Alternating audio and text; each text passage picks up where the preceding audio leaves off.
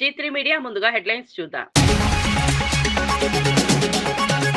కలిసి రాష్ట్ర అభివృద్ధి చేద్దామని బీజేపీ ఎమ్మెల్యేలకు సీఎం రేవంత్ రెడ్డి పిలుపు. ఎన్నికల తర్వాత రాజకీయాలు పక్కన పెట్టి ముందుకెళ్లాలన్న సీఎం.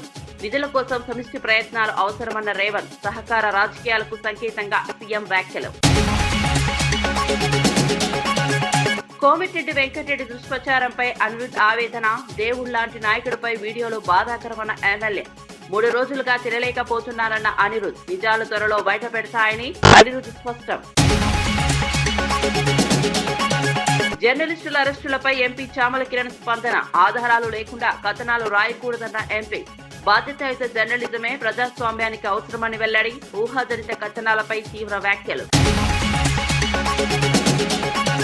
దేశానికి కమ్యూనిస్టుల అవసరం తప్పనిసరిగా ఉందన్న కోనంనేని. 100 ఏళ్ల పోరాట చరిత్రను గుర్తు చేసిన సిపిఐ నేత. ప్రజా సమస్యలే కమ్యూనిస్టుల అజెండా అని వ్యాఖ్య. లౌకిక ప్రజాస్వామ్య రక్షణకు ఉద్యమం అవసరమని వెల్లడి.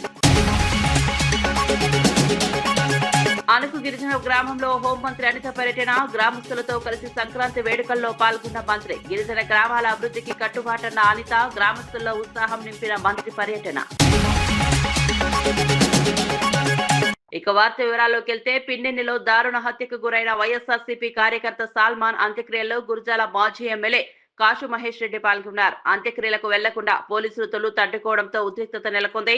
తాను కార్యకర్త అంత్యక్రియలకు తప్పకుండా హాజరు కావాల్సిందేనంటూ కాసు మహేష్ రెడ్డి రోడ్డుపై బైఠాయించి నిరసనకు దిగారు. కార్యకర్త కుటుంబానికి అండగా నిలవడం తన బాధ్యత అని ఆయన స్పష్టం చేశారు. పరిస్థితిని గమనించిన పోలీసులు చివరకు వెనక్కు తగ్గారు. దీంతో వైఎస్ఆర్సీపీ నేతలు గ్రామంలోకి వెళ్లి అంత్యక్రియల్లో పాల్గొన్నారు. కష్ట సమయంలో పార్టీ కార్యకర్త కుటుంబానికి అండగా నిలిచిన నాయకత్వంపై పార్టీ శ్రేణులు అభినందనలు తెలిపారు.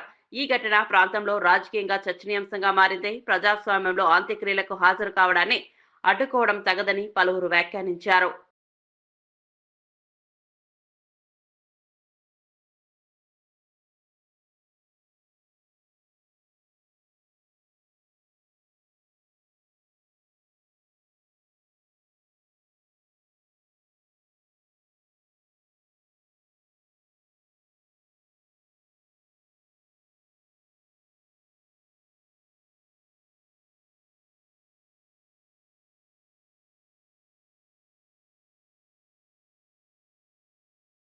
రండి కలిసి రాష్ట్ర అభివృద్ధి చేద్దామని ముఖ్యమంత్రి రేవంత్ రెడ్డి బీజేపీ ఎమ్మెల్యేలకు పిలుపునిచ్చారు. రాష్ట్ర అభివృద్ధి నిధుల కోసం ప్రధాని నరేంద్ర మోదీ కేంద్ర మంత్రులను కలుస్తున్నామని తెలిపారు.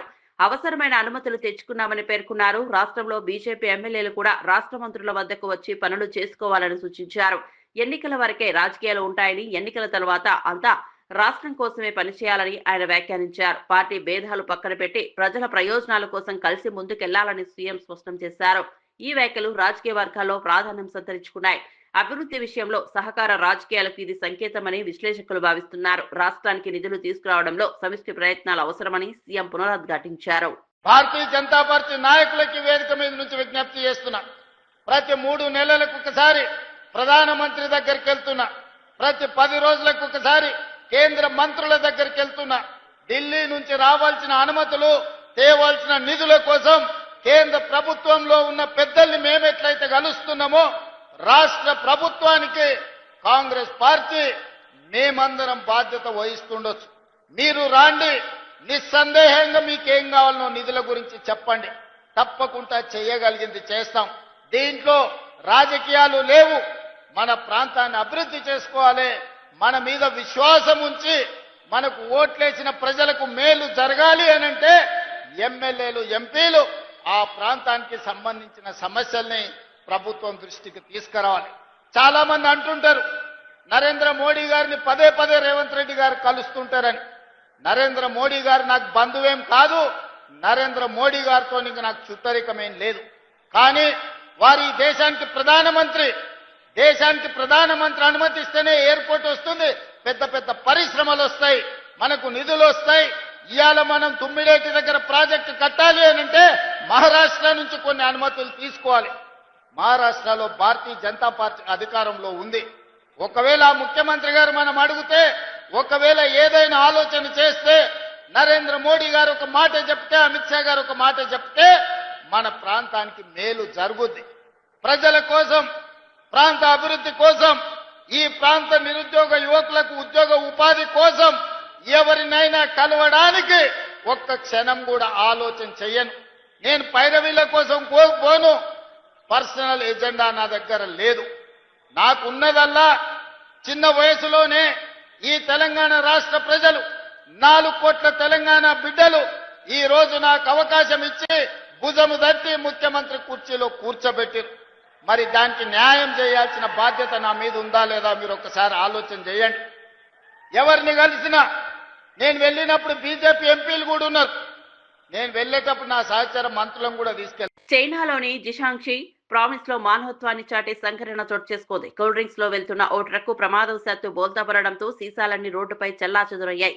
సాధారణంగా ఇలాంటి ఘటనలో లూటీలు జరుగుతుంటాయి, కానీ అక్కడి ప్రజలు భిన్నంగా స్పందించారు. డ్రైవర్ కొండగా నిలిచిన స్థానికులు రాత్రింబవళ్లు శ్రమించి ఒక్క సీసా కూడా పోకుండా భద్రపరిచారు. డ్రైవర్ ను భారీ నష్టం నుంచి కాపాడారు.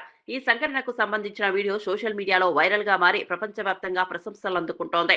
మానవత్వం ఇంకా బతికే ఉందని ఈ ఘటన రుజువు చేస్తోందని నెటిజన్లు వ్యాఖ్యానిస్తున్నారు. కష్ట సమయంలో ఒకరికి ఒకరు సహాయం చేసుకోవాలనే సందేశాన్ని ఈ సంఘటన బలంగా చేకూరుస్తోంది.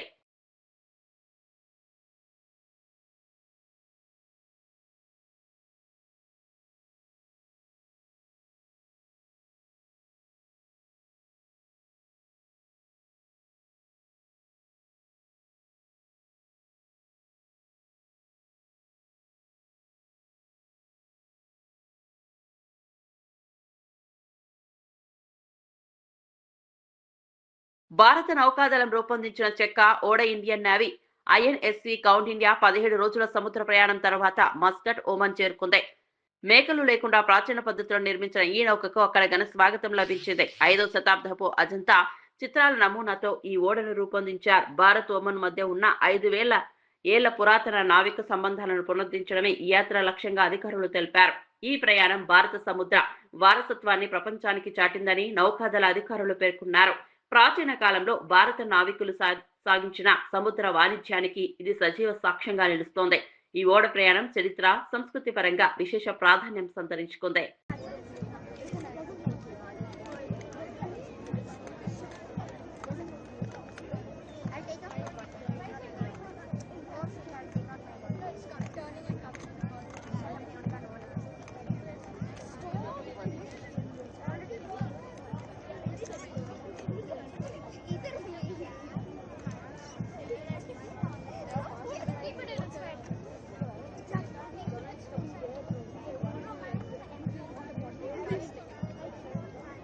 జడ్చర్ల కాంగ్రెస్ ఎమ్మెల్యే అనిరుద్ రెడ్డి పార్టీ నేత కోమటిరెడ్డి వెంకటరెడ్డిపై జరుగుతున్న దుష్ప్రచారంపై తీవ్ర ఆవేదన వ్యక్తం చేశారు. కోమటిరెడ్డి వెంకటరెడ్డి శ్రీరామచంద్రుడు లాంటి వాడని, ఆయన బావిలో దూకమన్నా తాను సిద్ధంగా ఉన్నానని వ్యాఖ్యానించారు. దేవుళ్ల లాంటి నాయకులపై వీడియోలు చేయడం బాధాకరమన్నారు. ఈ దుష్ప్రచారం వల్ల తాను 3 రోజులుగా తిండి కూడా తినలేకపోతున్నానని చెప్పారు. ఈ అంశంపై విచారణ జరుగుతోందని, త్వరలోనే నిజాలు బయటకొస్తాయని స్పష్టం చేశారు. పార్టీ ప్రతిష్టను దెబ్బతీసే ప్రయత్నాలు సహించబోమన్నారు. మొన్న సంక్రాంతి సెలవులు ఉన్నాయని చెప్పేసి నా కొడుకుని 3 రోజులు హాలిడేకి తీసుకెళ్తే టీవీలో చూసినప్పుడు చాలా బాధగా అనిపించింది. వెంకన్న ఇట్లా నేను విషయం ఇచ్చి చంపేయడని చెప్పడం ఇంకా బాధగా అనిపించింది. వెంకన్న ఒక తెలంగాణకి బ్రాండ్ కోమటిరెడ్డి వెంకన్న ఇలాంటి వాక్యాలు మీరు చెప్పినందుకు చాలా బాధపడ్డాను. ఒక శ్రీరామచంద్రుని అంటే కోమటిరెడ్డి వెంకటరెడ్డి గారు, ఆయనకు దగ్గర సన్నిహితుడుగా నాకు తెలుసు. ఆయన గురించి ఒక శ్రీరామచంద్రుడు, ఆయన గురించి ఇట్లా తప్పుడు ప్రచారం చేసుడు మాత్రము తప్పు అని చెప్పి కూడా నేను అనుకుంటున్నాను.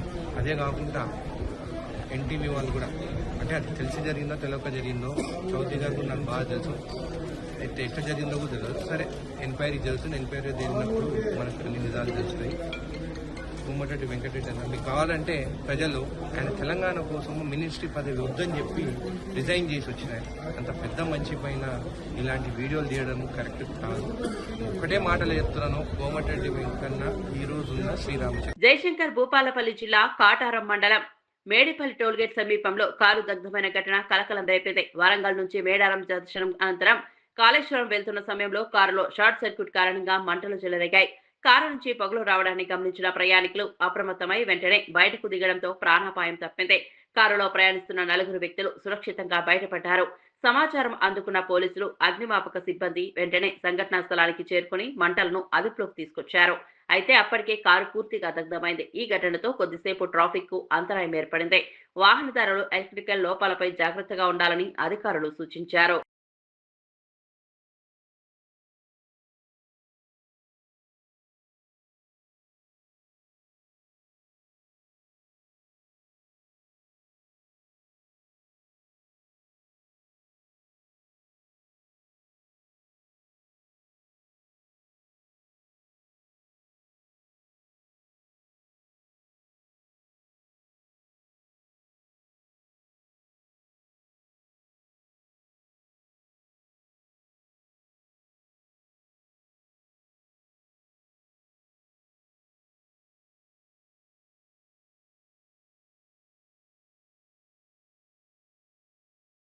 భువనగిరి కాంగ్రెస్ ఎంపీ చావల కిరణ్ కుమార్ రెడ్డి జర్నలిస్టుల అరెస్టులపై స్పందించారు. ఒకప్పుడు సంపూర్ణ ఆధారాలతో మీడియా కథనాలు వచ్చేవని ఇప్పుడు కొందరు ఊహాజనిత కథనాలు రాస్తున్నారని వ్యాఖ్యానించారు. అలాంటి కథనాల వల్ల ప్రజాప్రతినిధులు, అధికారులు ఇబ్బందులు ఎదుర్కొంటున్నారని తెలిపారు. ఒక కేబినెట్ మంత్రి బయటకు వచ్చి విషయం ఇచ్చి చంపమని అన్నారంటే పరిస్థితి ఎంత తీవ్రమైందో అర్థం చేసుకోవాలని అన్నారు. మీడియాకు తమ వ్యతిరేకం కాదని, కానీ ఆధారాలు లేకుండా వ్యక్తుల వ్యక్తిత్వాన్ని దెబ్బతీసే కథనాలు రాయకూడదని సూచించారు. బాధ్యతాయుత జర్నలిజమే ప్రజాస్వామ్యానికి అవసరమన్నారు. అధికార ప్రతినిధిగా మీడియాతో సంబంధాలు ఉన్నటువంటి వ్యక్తిగా నాకు అందరూ దగ్గర వాళ్ళే. ఈ కథనం వచ్చుడే ఒక బాధాకరమైన విషయం, తర్వాత ఈ అరెస్టులు కూడా అంతకంటే ఎక్కువ బాధాకరమైన విషయం. కానీ మీరు అర్థం చేసుకోవాల్సింది ఏంటంటే ఆ కథనం ద్వారా ఒక మంత్రివర్యులే బయటకు వచ్చి నాకు ఇంత విషయం ఇచ్చి సంపరాదని, మీకు అంత కోపం ఉంటే అని చెప్పేదాకా వచ్చిందంటే ఒక్కసారి మనం ఆలోచించాలి. ఒకప్పుడు జర్నలిజంలో సంపూర్ణమైనటువంటి సాక్ష్యాధారాలతోటే కథనాలు కానీ వార్తలు కానీ రాసేవారు.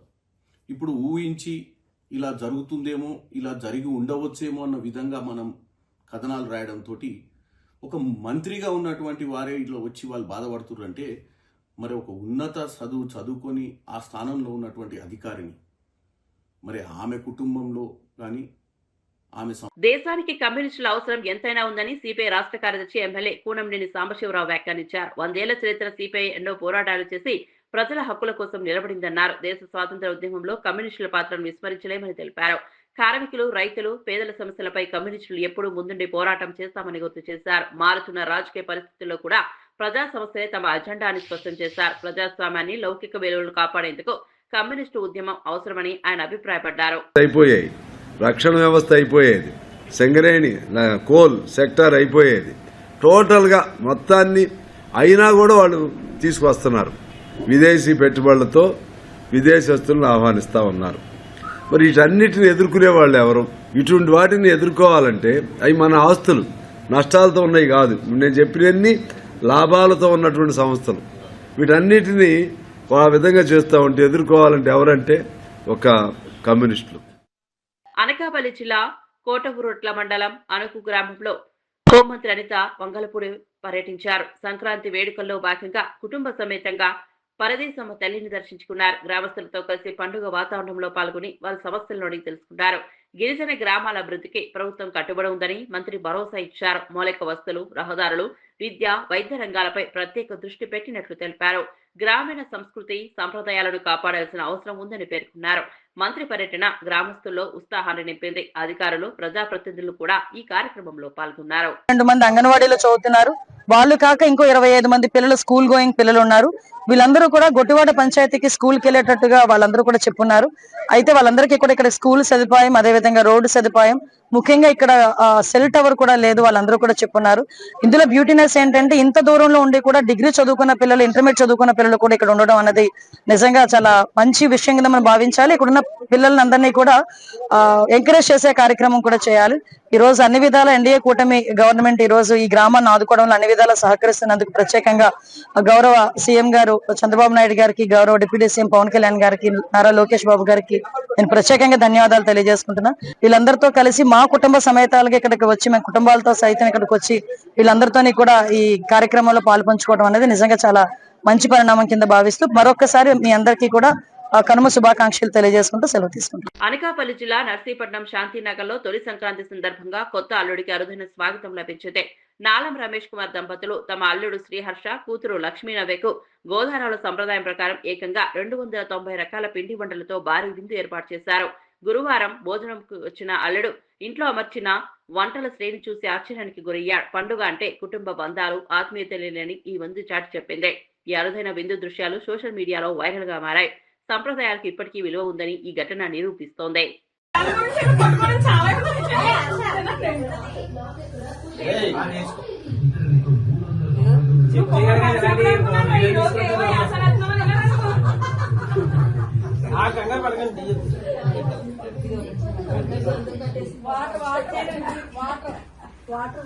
అవన్నీ చూసి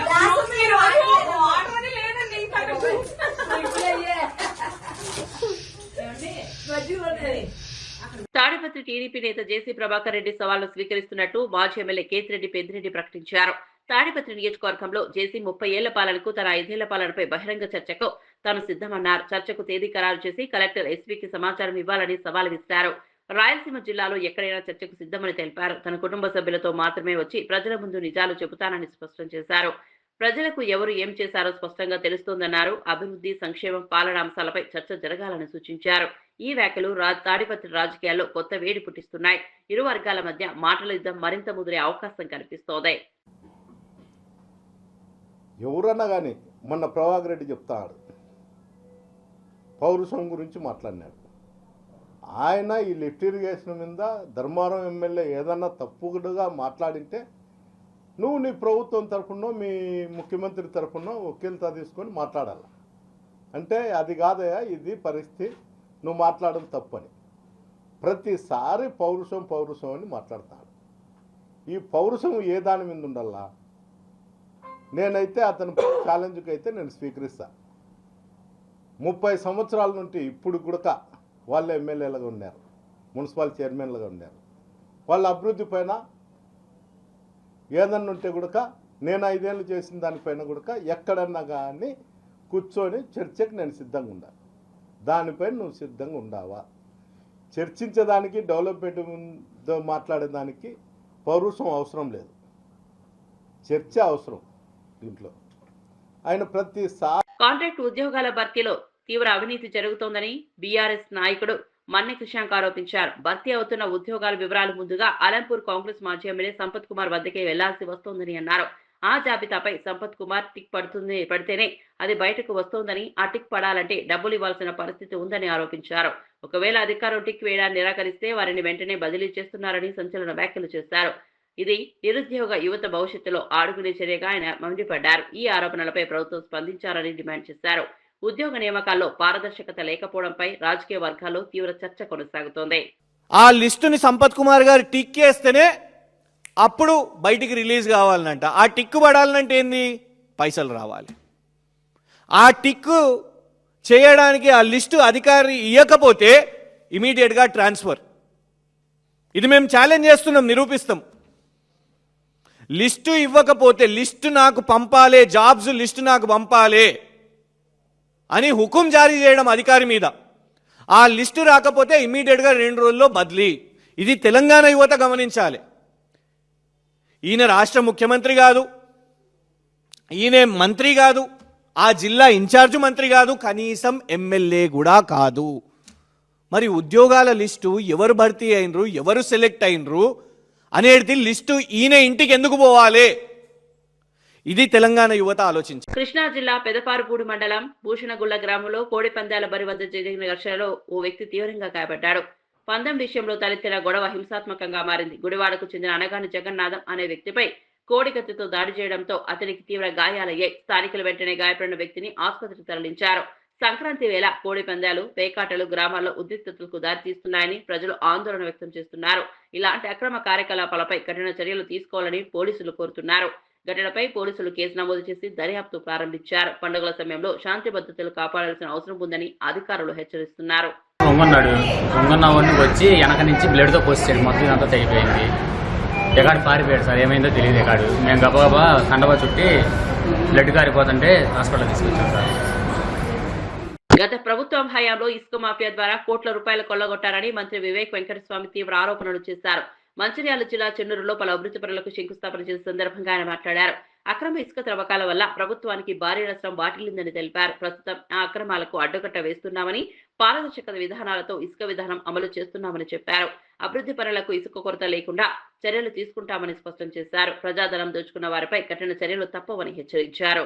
పెడుతున్నారంటే మంచి విషయం కదా, అది తిప్పి కొట్టే అవసరం ఉంది వాళ్ళకు.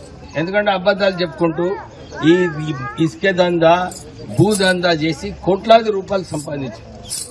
నిన్న ఒక వ్యక్తి క్యాల్కులేట్ చేసిండు అనమాట, ఓ సంవత్సరానికి 50 నుంచి 60 కోట్ల రూపాయలు ఇసుక దందాల వాళ్ళు అందరూ కూడా సంపాదించారు. అది ఎవరి పైసలు? మన ప్రభుత్వం పైసలు. వార్తలు ముగించే ముందు ముఖ్యాంశాలు మరోసారి. కలిసి రాష్ట్ర అభివృద్ధి చేద్దామని బీజేపీ ఎమ్మెల్యేలకు సీఎం రేవంత్ రెడ్డి పిలుపు. ఎన్నికల తర్వాత రాజకీయాలు పక్కన పెట్టి ముందుకెళ్లాలన్న సీఎం. నిధుల కోసం సమిష్టి ప్రయత్నాలు అవసరమన్న రేవంత్. సహకార రాజకీయాలకు సంకేతంగా సీఎం వ్యాఖ్యలు. కోమటిరెడ్డి వెంకటరెడ్డి దుష్ప్రచారంపై అనిరుద్ ఆవేదన.